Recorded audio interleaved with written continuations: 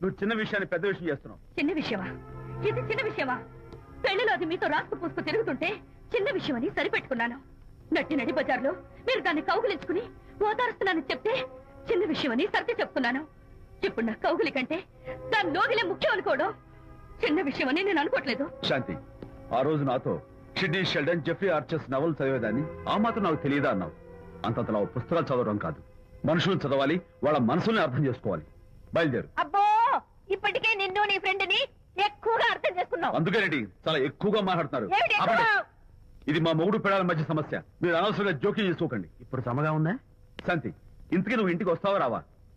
వస్తాను, కానీ ఒక కండిషన్ మీద అయితేనే వస్తాను. ఇక మీరు అనితింటికి వెళ్ళకూడదు, తనతో మాట్లాడకూడదు. అంతేకాదు, మీ ఆ ఫ్రెండ్షిప్ ఆడ ఫ్రెండ్షిప్ పర్మనెంట్ గా కట్ చేసుకుంటేనే వస్తాను. శాంతి, మీరిద్దరు నాకు రెండు కళ్ళు లాంటి వాళ్ళు. అందులో కన్ను పొడి చేసుకో